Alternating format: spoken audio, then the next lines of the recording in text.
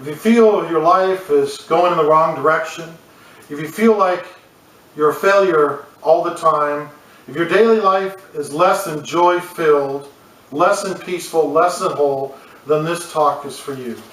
A man walks into the bookstore, picks up a book, "Make way for ducklings." He turns to the back of the book and he sees a note written in pencil at the back of the book, written by a former owner of this used book. And this is what the handwriting said in that book. It said, "Wake me up, please, please, wake me up." And today, perhaps, this is your wake-up call. If I can help you wake up to your potential, to wake up to your goals and dreams and vision, to wake up to having wellness for your mind and for your emotions, to seek your intellectual growth, and I've done my job, and that's what we want to do.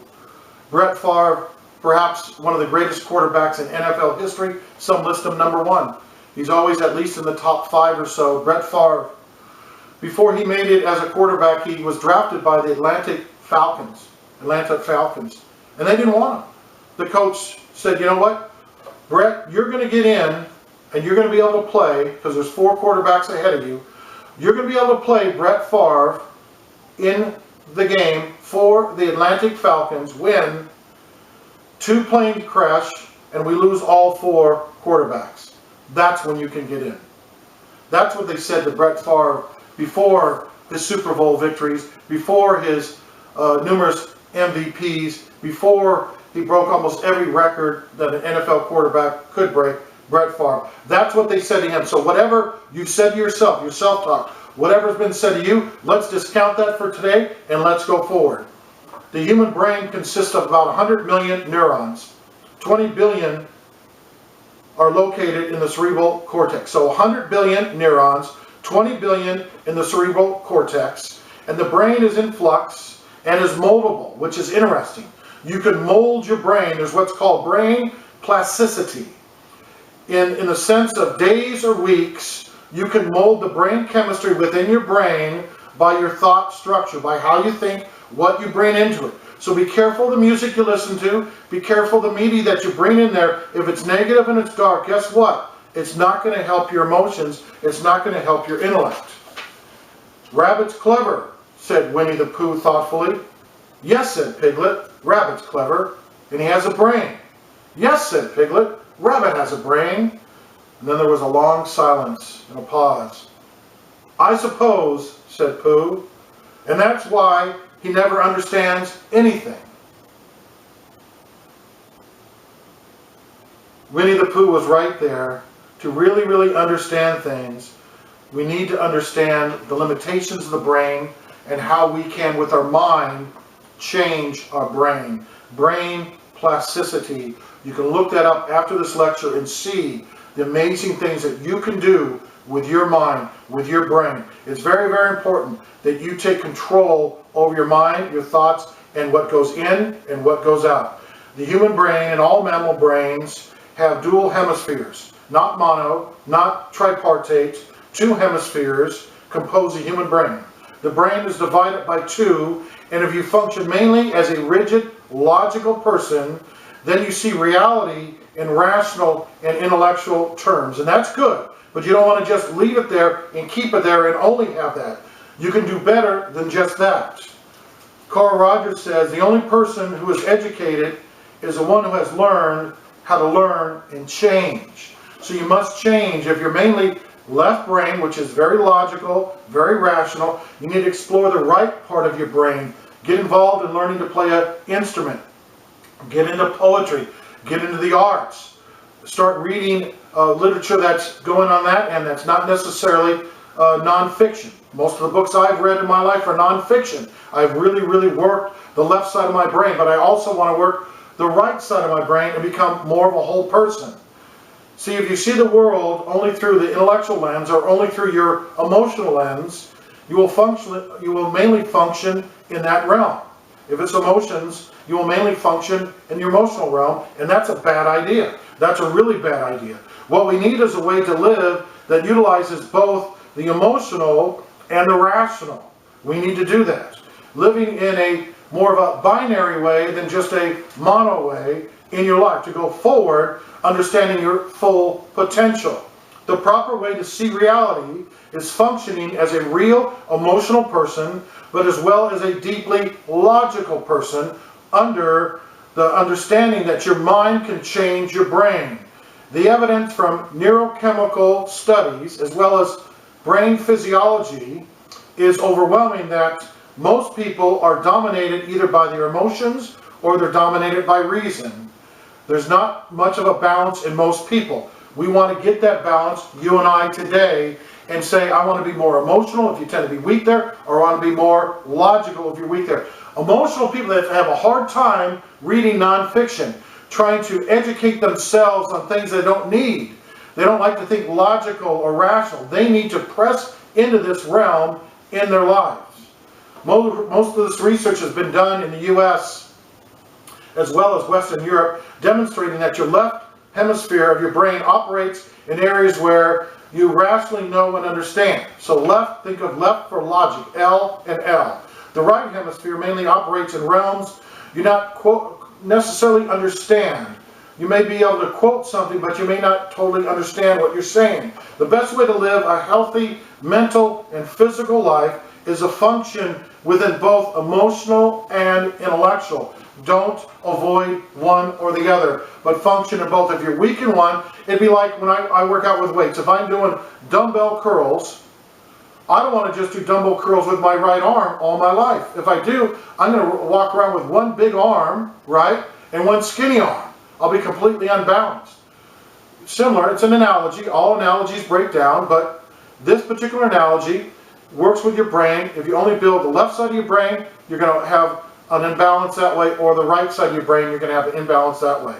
One needs both the heart and reason in a balanced manner, but the emotional should never have the reins.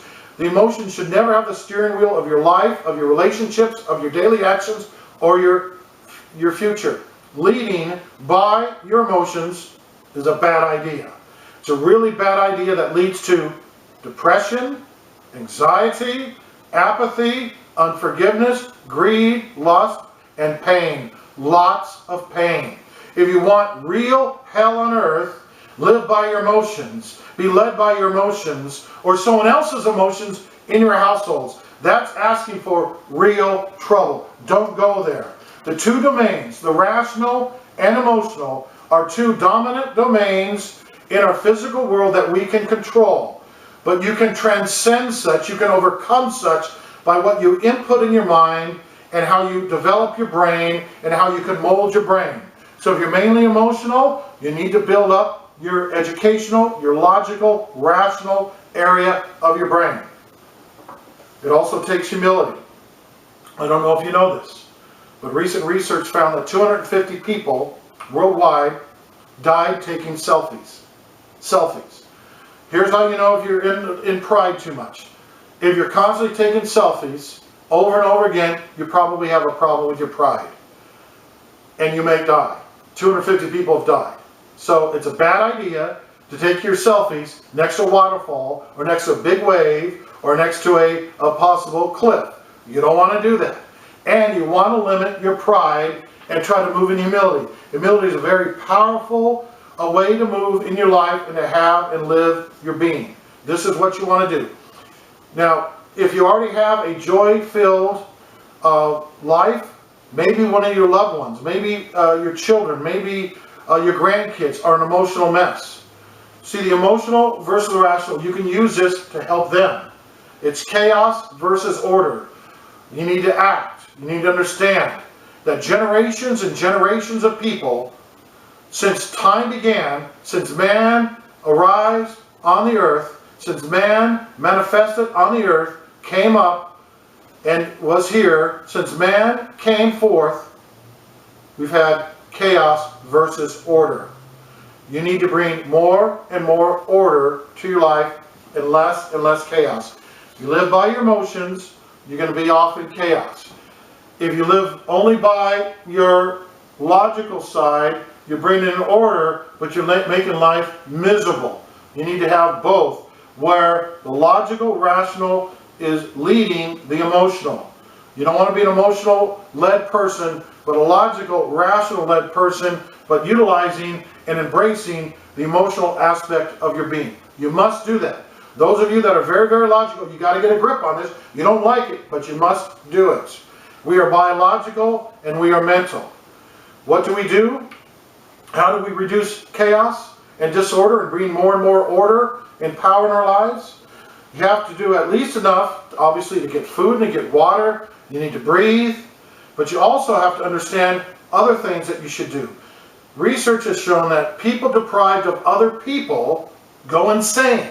That's one reason we need to be with other people. And that's also why when they research those in prison stuck in solitary, a lot of these people leave solitary in a very bad emotional state. Solitary is a bad idea, a horrible idea, and living your life as a solitary person is a horrible idea. Join a club, join a church, get involved in society with other people. Open yourself up for it. You say, that's not me, I can't do it. A team of wild horses couldn't pull me in it. You can with your mind. You can tell yourself to do that. You need to build into other people's lives as they build into yours. You cannot be an island.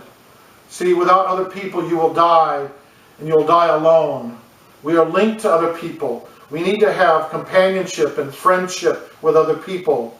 Vegging, sitting alone, watching TV is not the right solution. You have to be with others or you will perish. You have to be with friendships or you will perish and you won't have power. Your brain motivates you to get hungry and so you eat. You're thirsty so you drink. You're lonely so you need to seek other people. Do it. Even this online community can help. Message us, comment, we will get back to you. But seek out friends. You don't have any friends, that's okay. Seek them out. You'll find some friends. See, you have biological and biochemical systems to help you out. You are wonderfully designed, but in this world, there's so much chaos, so much primal, so much things that want to bring in disorder in your life. To bring order and to bring power and to bring success in your life, you need to try to reduce chaos more and more. Chaos in your life, that brings troubling things, that brings in suffering, that brings in pain. Think of it this way. Look at somebody who has Alzheimer's or dementia. What happens as they progress? They can't do things in their life, and if they're left alone, they can't feed themselves, they can't take care of their house, they can't do anything. Chaos reigns. So what has to happen? You have to have a nurse involved or a relative involved to care for the person with Alzheimer's or dementia, or chaos will reign and they'll die. It's destructive. Chaos brings in destruction. You have to bring someone to bring in order for the person with Alzheimer. Additionally, one must plan for the future to avoid chaos. So you seek to go forward. You seek friendships. And then you ask yourself, what do I want to be in the next 3 years, the next 5 years, the next 30 years, for my relationships, for my family, for my business, for my career? See, people are free agents and we're tied to our nature. Within our life we have liberty that is bounded by our nature, but there is liberty there, and that liberty can bring in chaos in your children, with your co-workers, with your fellow citizens. But we have to understand, we want to be those who don't roam and live in chaos in the emotions, but we want the emotions controlled by the intellect, by the rational, by the logical, but we must have both. Not one versus the other, but both. The logic and the rational controlling the emotional. It's that simple. John Wilkes Booth assassinated Abraham Lincoln, and chaos came, and the government had to come in and bring in order. You know, certain protest groups bring in chaos. The government must bring in the police to bring in order. All that has to be taken into account. You have to deal with chaos, because there's people in your lives that live in chaos, who want chaos, who seek chaos in their areas, and that brings trouble and suffering and pain. But you want to help them by telling them what's true, what's logical, what's rational. Be patient with them. Be humble with them. But have a positive attitude. Not a positive, false, sweet attitude, syrupy, sweet attitude. Well, everything's great, everything's sunny. No. a truth-filled, positive attitude. Must be built on truth, but it has to be positive, that you're going to go forward. You're going to make it. You're going to do it. You're going to be okay. What day is it? Winnie the Pooh asked. It's my favorite day, Piglet said. See, Piglet, any day was his favorite day. That's a positive attitude. When you get up in the morning, embrace the day. Embrace the wonder. Embrace the enchantment. Embrace every day. Look for the joy. Look for the love. Look for the peace with your loved ones, your relatives, your co-workers. Try to bring in something positive. Try to bring in something that's a benefit for others every single day. One reason so many famous comedians go crazy and die young is chaos. They reject order and they live in chaos, and chaos results in death. Also, many non-believers also had chaos run their life and ruin their life, like Nietzsche, Freud, Huxley, Ingersoll. They had no father when they were younger. With no father, chaos comes in. That's why you see the same thing in certain inner cities where many of the fathers have left the home and the mother runs the household. And so chaos comes in because women tend to have sometimes their right brain, their emotions leading, and they're not as logical and firm as the fathers are in some ways. So most homes need a father and a mother to keep the chaos out, but also to have a place for emotions. So gang members, they live in chaos, many of them because they had no father. Life is very, very complicated, we know that. So if you need more than higher brain function, you need to work your brain with your mind. That's powerful. That's powerful. The left hemisphere is operating when what you do is successful, is bearing good fruit, you're being successful, you're prospering. So the idea is to control the right hemisphere of the brain by your left, but utilizing both of them. Right? So you want your emotions, but you don't want your emotions leading. You want your left side of your brain leading. You want to control your fleshly and dark emotions by the power of logic and reason, or all hell will break loose in your life. So your right hemisphere of your brain is a home of trouble and emotions, pain and anxiety. It's the area of your brain that rushes in when you experience something that you weren't prepared for. It helps you through these experiences. So the right hemisphere is not to be ignored, but it's to be controlled and directed. Music and art, the creative part of you in your brain comes from that region, from your right side. This area can bring satisfaction and prosperity, but if it runs wild, it can bring trouble into your life very, very quickly. Lots of chaos. Do you know a lot of actors and actresses are really, really depressed? These are people who aim to entertain, and they become what their job is. They become an actor. That's who they are now. It's not just a job, it's who they are. And acting is an art, and it's also mainly a right hemisphere side of your brain activity. And so they build that part of the brain up, and they blow it up larger and larger and larger. They're dominated by that. And that's why so many actresses and actors are such a mess. That's why so many of them have deep, deep emotional problems and are depressed. To be fulfilled, to really, really be fulfilled, you have to have a higher purpose, to be involved in something bigger than yourself, larger than both sides of your brain, something important, something eternal, something that is incredible value. To see part of your life, whether it's serving in a soup kitchen, helping out young kids that need mentors, doing these type of activities, you must inhabit a mission of value, or depression will rise, apathy will come, anger will grow, because you're social. And now you can do it with social media. That's good news. That's wonderful news. People taking antidepressants, a study found, had real structural change in their brain by taking the medication. What's interesting is that same study that was researching these folks taking the medication, the other half were not taking the medication, they were taking sugar pills. But the group that was taking the fake pills, just by their thoughts of thinking they were taking the real pills, they also changed their brain chemistry, the very structure of the brain, by their thoughts. The structure and the chemistry of the physical brain was change with mind over matter. Thoughts changing the physical brain tissue. And that's important. You can do this. The Greek philosopher Socrates was unrighteously jailed, and his wife visited him one day in prison, and she whined and bewailed about his imprisonment and how unjust it was and how the condemning verdict meant that his life was going to be taken. Socrates, you're condemned, it's unjust, it's awful, it's completely unfair. And Socrates stopped her and said, well, what would you want? Justice? Don't ever ask for justice, because none of us want to have real justice. What we want to do is go forward above and beyond what we're doing now, through utilizing both sides of our brain through the power of the mind, and not by doing things just on the left side or just on the right side of our brain. How do we do that? One of the biggest things, you love others. You love others. And with this, I'm done. A research study aimed to collect data in a section of a big city where mostly young men grew up and became criminals. When they completed their research, they made these predictions. On average, these inner city kids in this part of the country, within 25 years, 196 of the 200 would have done jail time on average.